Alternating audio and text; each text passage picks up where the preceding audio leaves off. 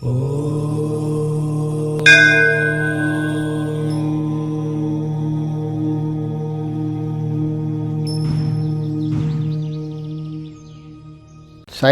ఇది కూడా ఒక కామెంట్కి ఆన్సరే.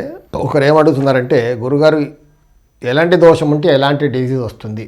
ఎలాంటి దోషం ఉంటే ఎలాంటి డిజీజ్ వస్తుందంటే, నాకున్న ఈ కొద్ది 40 సంవత్సరాల అనుభవంలో నేను గమనించింది ఏంటంటే, ఆగ్నేయంలో దోషం ఉంటే యూరినరీ ప్రాబ్లమ్స్, గైనిక్ ప్రాబ్లమ్స్, లేడీస్కి గైనిక్ ప్రాబ్లమ్స్, అలాగే యూరినరీ ప్రాబ్లమ్స్, కిడ్నీ ప్రాబ్లమ్స్, కిడ్నీలో స్టోన్స్ రావడం,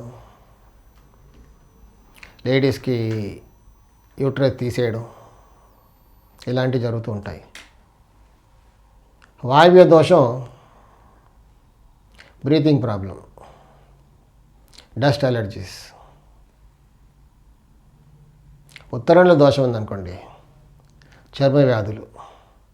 అంటే ఇప్పుడు టీబీ లేకుండా పోయిందనుకోండి, ఉత్తరం బాగా క్లోజ్ అయి ఉంటే మాత్రం తప్పకుండా రెస్పిరేటరీ ప్రాబ్లమ్స్ చాలా అక్యూట్ అయిపోతుంది. అక్యూట్ బ్రాంకైటిస్తో బాధపడతారు. నేను మొన్నే అంటే జస్ట్ 2 days బ్యాక్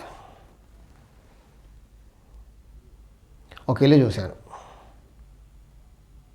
అంటే పేరు చెప్పను, అది నా ఎథిక్ కాబట్టి. అతను ఒక మంచి పేరున్న డాక్టర్, కార్డియాలజిస్ట్, మంచి పేరున్న కార్డియాలజిస్ట్. వాళ్ళ ఇంటికి నన్ను వాస్తు చూడడానికి పిలిచారు. చాలా పెద్ద ఇల్లు, డూప్లెక్స్ హౌస్, ఉత్తరంలో చాలా ఖాళీ స్థలం, ఉత్తర ఈశాన్యంలో గేటు, అక్కడ గ్రౌండ్ ఫ్లోర్లో ఆగ్నేయంలో కిచెన్, వాయువ్యంలో ఒక బెడ్రూమ్, ఈశాన్యంలో ఒక టాయిలెట్, తూర్పులో ఒక గేటు. ఆ తూర్పు గేటు తూర్పు ఆగ్నేయం గేటుగా మారింది. దక్షిణంలో ఖాళీ స్థలం, దక్షిణ ఆగ్నేయం మాత్రం షీట్స్తో కవర్ చేశారు.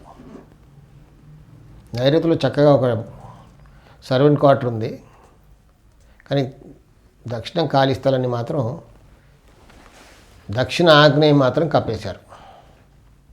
ఫస్ట్ ఫ్లోర్లో నైరుతిలో బెడ్రూమ్, దానికి మళ్ళీ నైరుతిలో పశ్చిమ నైరుతిలో టాయిలెట్స్, ఆగ్నేయం బెడ్రూమ్ కూడా నైరుతిలో టాయిలెట్స్. ఆ బెడ్రూమ్కి అక్కడ ఏదైనా డైజెస్టివ్ ప్రాబ్లమ్స్ ఉందా అని అడిగాను నేను. షాకింగ్ ఏంటంటే, డాక్టర్ గారికి క్యాన్సర్, స్టమక్